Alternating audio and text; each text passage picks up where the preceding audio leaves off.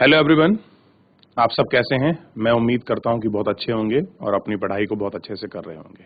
मैं Akash Kumar Bhadana ICT virtual classroom में आपका बहुत बहुत स्वागत करता हूं मेरे प्यारे बच्चों। जैसा आपको पता है कि 6th क्लास है और 6th क्लास में अभी तक हम लोग अपना 3 चैप्टर बहुत अच्छे से कंप्लीट कर चुके हैं और आज हम लोग चैप्टर नंबर 4 की तरफ आगे बढ़ेंगे। तो अभी तक जितना हमने पढ़ा है उसमें किसी बच्चे को कोई प्रॉब्लम है, कोई चीज़ आपको समझ नहीं आई है बच्चों, तो आप मुझसे लाइव जुड़कर चैट के माध्यम से आप अपनी क्वेरी को, आप अपने प्रश्न को मुझसे पूछ सकते हैं। कोई भी स्कूल का कोई भी बच्चा। क्लियर है। जैसा कि मैं देख पा रहा हूं अभी बहुत सारे स्कूल में बच्चे आपका घूम रहे हैं। बच्चों, जैसे मैं आपको बताना चाहता हूं कि क्लास आपकी प्रारंभ हो चुकी है। सभी बच्चे अपनी कक्षाओं में बैठ जाइए, ध्यान दीजिए। चैप्टर मैं आपके डिस्प्ले पर आपका शो करने वाला हूँ। सभी बच्चे बैठ जाइए। तो ध्यान देना है बच्चों। हम चलते हैं सीधा डिजिटल बोर्ड पर। ऐसा कौन सा स्कूल का बच्चा है जिस तरह से हमने पिछले चैप्टर को पढ़ा है, ये भी सेम उसी माध्यम से हम लोग आपका इस चैप्टर को पढ़ेंगे। कोई भी एक बच्चा आपका किसी भी स्कूल से आपका वॉलंटरी खड़ा हो और चैप्टर को पढ़ना प्रारंभ करें, ताकि आप चैप्टर को पढ़ते चलें, आप उसकी रीडिंग करते चलें और साथ में मैं आपको एक्सप्लेन करता चलूं। कोई भी स्कूल का कोई भी बच्चा अगर पढ़ना चाहता है, आपका वॉलंटरी है। बहुत सारे ऐसे बच्चे होते हैं जो आपका बढ़ चढ़कर अपनी उत्साह दिखाते हैं और चैप्टर को पढ़ते हैं। कोई भी बच्चा खड़े होइए, आपका वॉलंटरी। सभी स्कूल आपको देखेंगे जब आप आपका पढ़ेंगे, आपका कॉन्फिडेंस भी बहुत आपका बिल्डअप होगा बच्चों। कोई भी बच्चा किसी भी स्कूल से है, कोई वॉलंटरी, कोई बच्चा है ऐसा? कोई नहीं है कि जो आपका अपना माइक ले और माइक लेकर आपके चैप्टर को पढ़ना प्रारंभ करे? कोई भी वॉलंटियर बच्चा नहीं है ऐसा? मैं मानता हूं कि ये क्लास ऐसी है जिसमें सबसे ज्यादा बच्चे आपके खड़े होकर किताब पढ़ते हैं और बोलते हैं, बताते हैं। बड़ा अच्छा लगता है मेरे को। सब स्कूल देखते हैं, कितनी खुशी होती है। चलिए हाथ खड़ा कीजिए, कोई ऐसा बच्चा हो तो जो पढ़ना चाहता है। पीछे लास्ट में जी ऐसी रानी चोरी के बच्चे, लास्ट में एक बच्चा हाथ खड़ा कर रहा था। अगर वो इच्छुक हैं पढ़ने के लिए तो आइए, माइक पकड़िए, डिस्प्ले के सामने पढ़ना प्रारंभ कीजिए। बहुत अच्छे बच्चे। आपको अनम्यूट कर दिया गया है। माइक को ऑन करें अच्छे से, मुंह के पास रखें और अपना नाम बताइए। हम लोग चैप्टर प्रारंभ करते हैं, बीच में फिर आपका जुड़ जाएंगे और हम इसको देखेंगे। चलिए बैठ जाइए। बहुत अच्छा लगा कम से कम आप खड़े हुए इसके लिए। देखिए, सबसे पहले हम लोग चैप्टर नंबर 4 का आपका प्रारंभ कर रहे हैं। क्या बताती हैं हमें किताबें और कवरें? देखिए, सिंपल सी वो बात करना चाह रहा है, वो हमको बताना कि क्या चाह रहा है कि किताबों से और जो आपकी कवरें हैं उनसे हमें किस प्रकार की जानकारी मिलती है और क्या क्या हम पुरानी चीजों को, हमारे अतीत में जो आपकी घटनाएं हुई हैं, हम उनको कैसे जान पाते हैं। आइए इसके विषय में हम लोग आपका बात करते हैं बच्चों। पुस्तकालय में मेरी मेरी एक क्या है बच्चों? आपका बच्चा है, आप ही की तरह जो क्लास में पढ़ता है। उससे पुस्तकालय से हम लोग आपका शुरू करते हैं, क्योंकि जब भी हम कोई चैप्टर आपका प्रारंभ करते हैं, एक छोटी सी कहानी के साथ हम लोग अपना चैप्टर प्रारंभ करते हैं, ताकि उस चैप्टर को हम लोग कहानी के साथ आपका लिंक कर सकें। आइए देखते हैं। जैसे ही घंटी बजी, शिक्षक ने छात्रों को अपने साथ आने को कहा। आज वे पहली बार पुस्तकालय जा रहे थे। पुस्तकालय को आपका बच्चों आपका लाइब्रेरी बोलते हैं इंग्लिश में। कहाँ जा रहे थे? आपका लाइब्रेरी जा रहे थे। मेरी ने देखा कि पुस्तकालय उसी कक्षा से काफी बड़ा था और वहां किताबों से भरी कई रैक थे। कोने में एक अलमारी थी जो मोटी मोटी किताबों से भरी थी। मेरी को एक अलमारी खोलने की कोशिश करते देख शिक्षक ने कहा, उस अलमारी में अलग अलग धर्मों से जुड़ी हुई महत्वपूर्ण किताबें हैं। क्या तुम्हें मालूम है कि हमारे पास वेदों का भी एक संग्रह है? मेरी सोचने लगी, वेद क्या है, चलो पता लगाएं। यानी कि मेरी कहाँ गई? आपका लाइब्रेरी में। और लाइब्रेरी में उसके टीचर ने उसको क्या कहा कि इसमें बहुत सारे जो हमारे धर्म हैं, उन धर्म से जुड़ी हुई जो आपकी किताबें हैं, वो किताबें इसमें हैं। और ऐसा एक आपका संग्रह है वेदों का। और कह रहे कि वेद क्या हैं। अब हम अपने चैप्टर के माध्यम से वेदों के विषय में कुछ जानेंगे और वेदों के विषय में कुछ पढ़ेंगे। तो सभी बच्चे ध्यान दीजिए और बहुत इंपॉर्टेंट होने वाला है, क्योंकि चैप्टर के साथ साथ हमारी अपनी व्यक्तिगत नॉलेज और आपकी परख को हम इसमें आपका मजबूत करेंगे। देखिए, दुनिया के प्राचीनतम ग्रंथों में से एक, यानी कि जो हमारे वेद हैं, वो क्या है बच्चों? दुनिया के जितने भी आपके प्राचीनतम मतलब जो आपके पुराने जो ग्रंथ हैं, क्लियर है? ग्रंथ क्या होते हैं? होली बुक, धार्मिक पुस्तकें। उसमें क्या है? सबसे पुराने हैं। उनमें से भी एक चीज देखिए, शायद तुमने वेदों के बारे में सुना होगा। वेद 4 हैं। सबसे पहले तो आप लोग ध्यान दीजिए कि वेद कितने प्रकार के हैं? 4। आप उसको अंडरलाइन कर सकते हैं, आप अपनी नोटबुक में नोट कर सकते हैं, रफ कॉपी में आप लोग इसको भी नोट कर सकते हैं, हाईलाइट कर सकते हैं, जैसा आपको उचित लगे। बहरहाल आप इसको याद रखिएगा। पहला है आपका बच्चों, ध्यान दीजिए, ऋग्वेद, सामवेद, यजुर्वेद, अथर्ववेद। तो हमने कितने वेद देखे अब तक? हमने पढ़ा कि वेद 4 हैं। कैसे हैं? कौन कौन से हैं? ऋग्वेद, सामवेद, यजुर्वेद और अथर्ववेद। सबसे पुराना वेद है ऋग्वेद, जिसकी रचना लगभग 3500 साल पहले हुई। ध्यान देना है, सबसे पुराना वेद कौन सा निकल कर आया बच्चों हमारे सामने? ऋग्वेद। रचना का मतलब है कि जब ये लिखा गया होगा। क्लियर है? रचना का मतलब है जब लिखा गया होगा। तो कब लिखा गया? आज से लगभग 3500 साल पहले, यानी कि एक बहुत लंबा समय पीरियड है बच्चों। ठीक है? ऋग्वेद में 1000 से ज्यादा प्रार्थनाएं हैं। अब देखिए ऋग्वेद में क्या लिखा हुआ है? आपकी प्रार्थनाएं हैं। क्लियर है? कितनी? 1000 से भी ज्यादा प्रार्थनाएं हैं, जिन्हें सूक्त कहा जाता है। यानी कि जो आपके ऋग्वेद के अंतर्गत आपकी प्रार्थनाएं लिखी हैं, प्रार्थनाओं को ऋग्वेद में सूक्त कहा गया है। क्या कहा गया बच्चों? उनको सूक्त कहा गया। सूक्त का मतलब है अच्छी तरह से बोला गया, और सूक्त का मतलब क्या बताया? अच्छी तरह से बोला गया। ये विभिन्न देवी देवताओं की स्तुति में रचे गए हैं। स्तुति का मतलब है उनको याद करना, उनको बुलाने के लिए, उनको खुश करने के लिए, उनको मनाने के लिए, उनके लिए ये चीजें लिखी गई हैं। इनमें से 3 देवता बहुत महत्वपूर्ण हैं। कह रहे हैं तो बहुत सारे देवता जिनके लिए स्तुति लिखी गई हैं, लेकिन उनमें भी 3 देवता आपके महत्वपूर्ण हैं। एक है अग्नि देवता, इंद्र और सोम। कह रहे हैं ये 3 देवता कैसे हैं? महत्वपूर्ण है। अग्निदेव आग के देवता हैं, इंद्रदेव युद्ध के देवता हैं, और सोम एक क्या है? आपका पौधा है। कैसा है? सोम पौधा है। शायद वो आपके प्राकृतिक के आपका देवता रहे होंगे। क्लियर है? तो बताइए, फिलहाल हमने इतना पढ़ा कि ऋग्वेद 4 प्रकार के हैं। सबसे पुराना आपका ऋग कौन सा है बच्चों? जो हमारे वेद हैं 4 प्रकार के हैं, और ऋग्वेद सबसे पुराना है, जिसकी रचना लगभग 3500 साल पहले हुई है। 1000 से ज्यादा प्रार्थनाएं हैं। उन प्रार्थनाओं को सूक्त कहा जाता है, क्योंकि सूक्त का मतलब क्या है? अच्छी तरह से बोला गया। इन रचनाओं में क्या लिखा है? विभिन्न देवी देवताओं की स्तुति लिखी हुई है। क्लियर है? और इसमें 3 देवता आपके महत्वपूर्ण है। कौन? अग्नि, इंद्र, सोम। क्लियर है? इनको ध्यान रखना। अग्नि मतलब आग के देवता, इंद्र मतलब युद्ध के देवता, और सोम क्या है? एक पौधा है, जिससे एक खास पेय बनाया जाता था। खास पेय मतलब को पीने वाली जो ड्रिंक होती है। क्या पता उस समय आपकी कोल्ड ड्रिंक बनती हो इससे, क्या पता कोई जूस बनता हो, कोई शेक बनता हो। तो उस समय कोई खास आपका पेय आपका पदार्थ रहा हो। शायद आपका बुरास का जूस ऐसा कोई जो हम लोग निकालते हैं, बुरास को निकालते हैं, कुछ ऐसा पेड़ रहा होगा। तो कह रहे हैं कि सोम क्या है? एक आपका पौधा है। तो आपका इतना सभी बच्चों को समझ आया? ये बताइए बच्चों, जितना मैंने आपको पढ़ाया है कि वेद कितने हैं, कितने प्रकार के हैं, अगर आपको अगर आप लोगों को ये आपको समझ आया तो एक बार हाथ खड़ा कीजिए, ताकि हम लोग आगे बढ़े। ठीक है बच्चों, धन्यवाद। आगे देखिए। तो आगे बढ़ते हैं।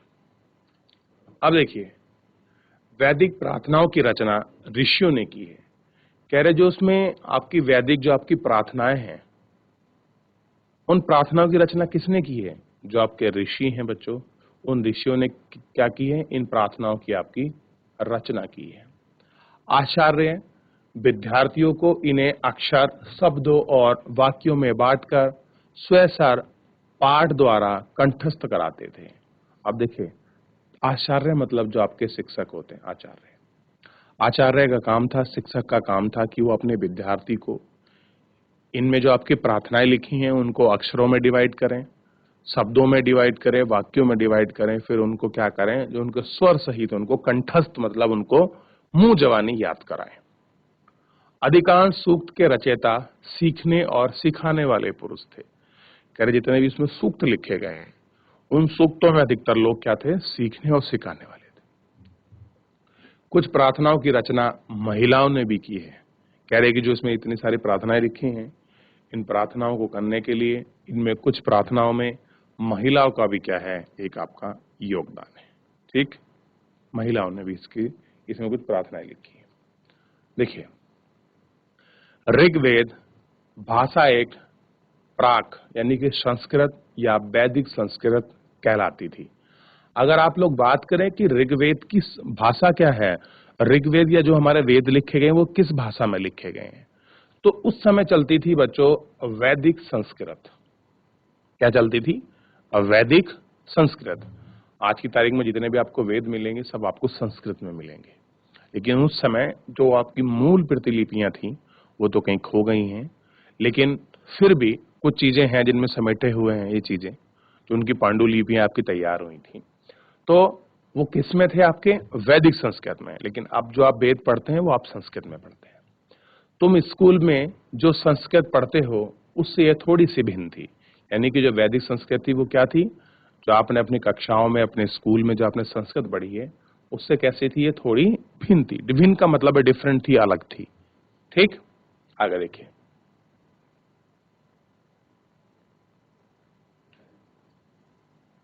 आप इसको देखेंगे, हम जिन किताबों को पढ़ते हैं वे लिखी और छपी गई हैं। कैसी हैं? या तो वो लिखी गई हैं या फिर आपका छापी गई हैं। ऋग्वेद का उच्चारण किया जाता था और श्रवण किया जाता था, ना कि पढ़ा जाता था। अब देखिए, उसका उच्चारण करते थे ऋग्वेद का, फिर उनको हम लोग सुनते थे और उसी की तरह से आपका ये ट्रांसफर होती थी चीजें। रचना के कई सदी बाद इसे पहली बार लिखा गया, यानी कि बहुत समय के बाद इनको लिखा गया। इससे छापने का काम तो मुश्किल से 200 साल पहले हुआ है। कह रहे कि जो हम छापने की बात कर रहे हैं, ये छापने का काम तो हमने लगभग आज से 200 साल पहले हम लोगों ने आपकी छापने की चीजों को प्रारंभ किया था। ठीक, तो उससे पहले फिर कैसे लिखा गया होगा, क्या चीजें रही होंगी, आइए इस पर हम अपना एक नजर दौड़ाते हैं। इतिहासकार ऋग्वेद का अध्ययन कैसे करते हैं? कह रहे जो इतिहासकार हैं उसका अध्ययन कैसे करते हैं हम लोग, आपका ऋग्वेद के आधार पर करते हैं।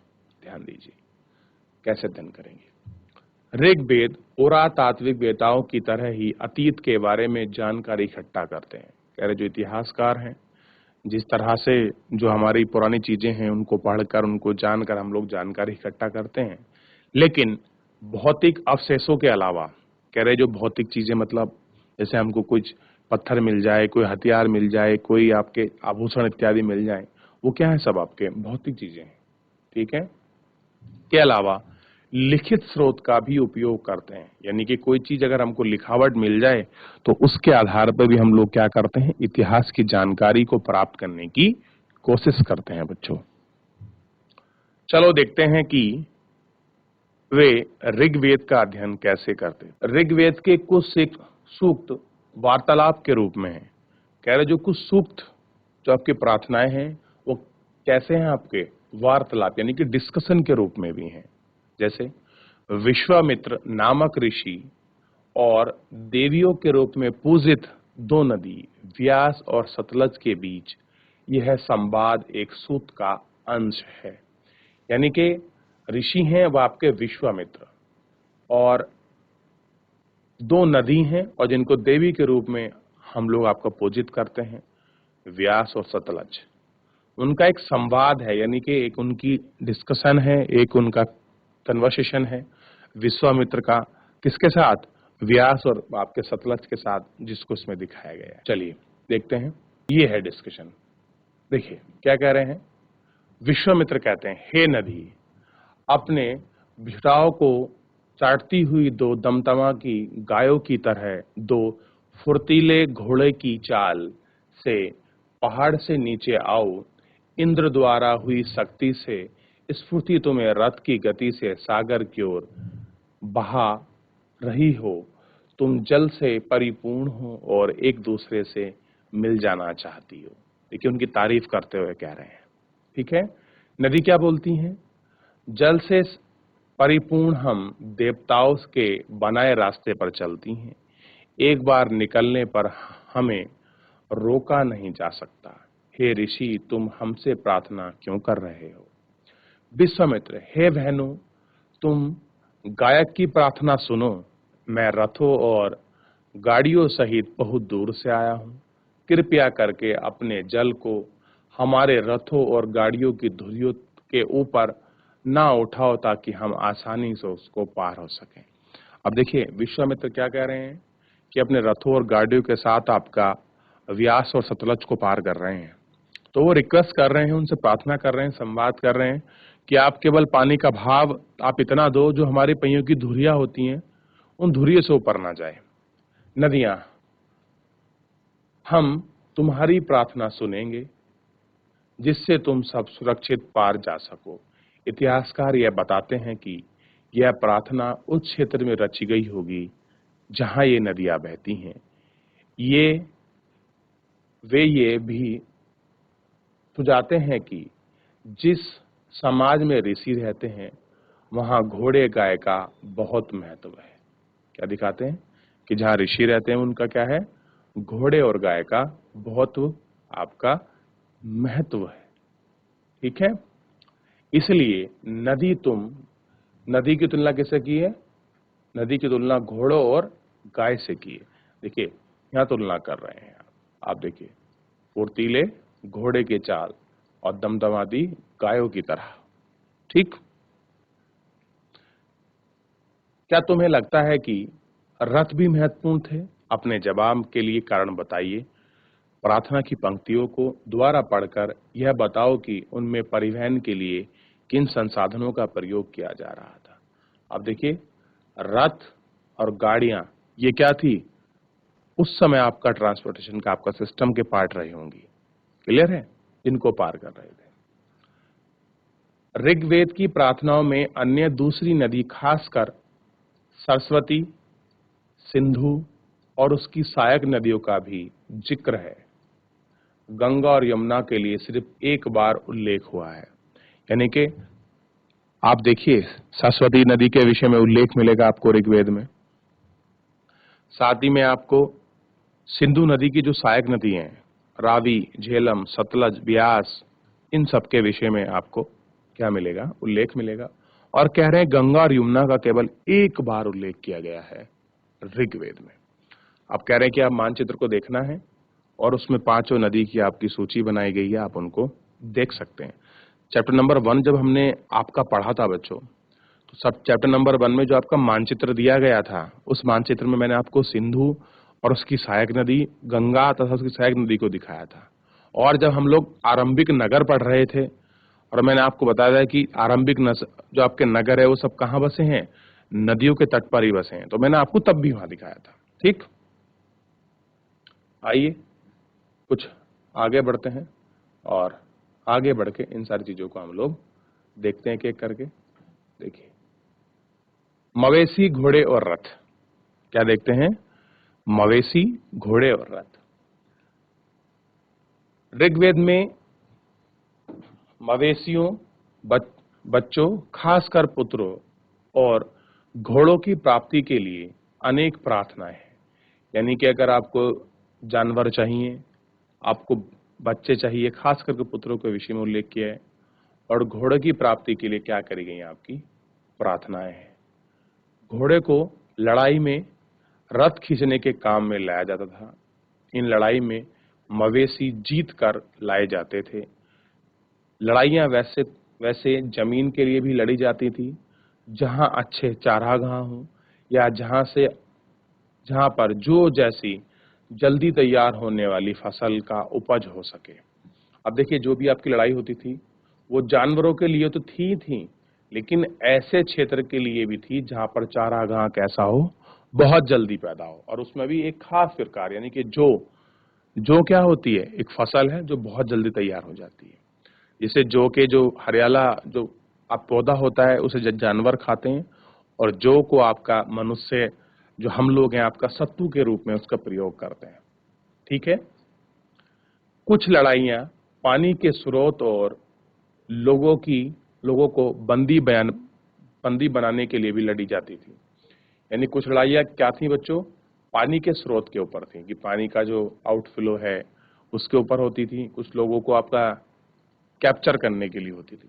तो हमको पता लग गया कि जो आपकी लड़ाई थी उसका क्या कारण था। ठीक है, इस आपके चैप्टर के माध्यम से आगे देखिए।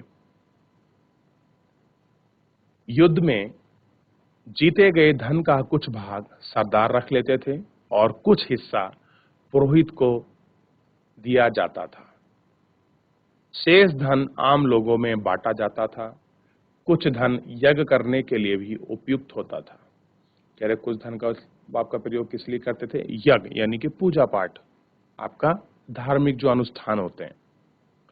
यज्ञ की आग में आहुति दी जाती थी। ये आहुतियां देवी देवताओं को दी जाती थी। देखिए आज भी क्या होता है, हमारे घर में हवन पूजन होता है तो हम लोग आहुति लगाते हैं। हम कोई मंत्र पढ़ते हो लास्ट में बोलते हैं ना स्वाहा, तो स्वाहा का मतलब है हम उनके लिए क्या कर रहे हैं, आहुति दे रहे हैं, हम उनको आहुति प्रदान कर रहे हैं। कि हम अगर अग्नि में हवन कुंड में आहुति देंगे तो ये आहुतियां किसको प्राप्त होंगी, जिन देवी देवताओं की हम लोग स्तुति कर रहे हैं, हम जिनकी पूजा कर रहे हैं, जिनकी प्रार्थना कर रहे हैं। घी, अनाज और कभी कभी जानवरों को भी आहुति दी जाती थी। ध्यान दीजिए क्या होता था, जानवर, घी, इन सब की क्या होता था, आहुति दी जाती थी। ठीक, ये आपको ध्यान रखना है। तो इतना आपको ध्यान रहेगा। यहां तक किसी बच्चे को कोई प्रॉब्लम, कोई चीज ऐसा है जो आपको समझ नहीं आ रहा है, कोई आपको प्रश्न पूछना है, कोई आपका डाउट बनता है, आप मुझसे वो भी पूछ सकते हैं। कोई भी बच्चा, अभी फिलहाल हम लोग जितना पढ़े हैं इतने में अगर किसी बच्चे को डाउट बनता है तो आप मुझसे पूछ सकते हैं बच्चों। अब देखिए, अभी तो हम लोग आपका यहाँ तक चीजों को आपका देख चुके हैं। चलिए इस थोड़ी सी लाइन को और पढ़ लेते हैं, फिर मैं आपको कुछ दिखाना चाहता हूँ। अधिकांश पुरुष इन युद्धों में भाग लेते थे। कोई स्थायी सेना नहीं होती थी, लेकिन लोग सभाओं में मिलते जुलते थे। देखिए इस समय का आपको जो आपका समाज है वो आपको एक विशेष प्रकार का देखने के लिए मिलेगा। पहली बात देखिए, अगर हम लोग डिफेंस में देखेंगे तो कोई क्या नहीं थी, आपकी परमानेंट सेना नहीं थी। और पुरुष क्या करते थे, सभी पुरुष, अधिकांश की बात कर रहे हैं, तो क्या करते थे, युद्धों में आपका भाग लेते थे। लेकिन लोग क्या थे, सभाओं में मिलते जुलते थे, युद्ध व शांति के विषय में सलाह मशवरा आपका करते थे, यानी कि डिस्कस करते थे शांति करनी, कि हम लोगों को शांति समझौता करना है कि फिर युद्ध करना है। वहां ये लोगों को अपना सरदार चुनते थे जो बहादुर और कुशल योद्धा हो। और कह रहे इन सभाओं में कि वो क्या चुनते थे, अपना सरदार चुनते थे। क्लियर है, ये आपको पता होना चाहिए। ठीक, वहां ये ऐसे लोगों को अपना सरदार चुनते थे, कुशल योद्धा मानते थे। अब थोड़ा सा आपको ध्यान देना है। क्लियर है, आप इसको देखिए और इसमें क्या है आप इसको बात करिए थोड़ा सा, ताकि आपको थोड़ी चीजें समझ आए। आप सबसे पहले इस आपका संस्कृत को देखिए, और इस संस्कृत को देखने के बाद आपको कुछ समझ आएगा। ऋग्वेद की पांडुलिपि का एक पन्ना है। पांडुलिपि का मतलब होता है हाथ से जो हम लोग लिखते हैं।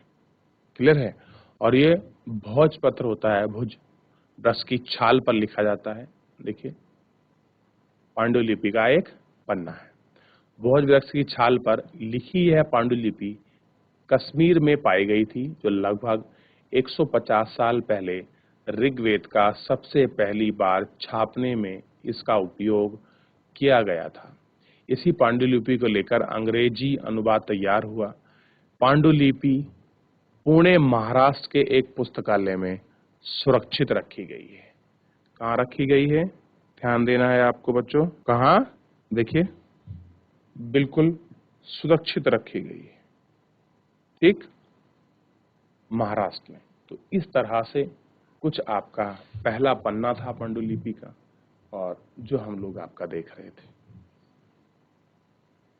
ठीक है।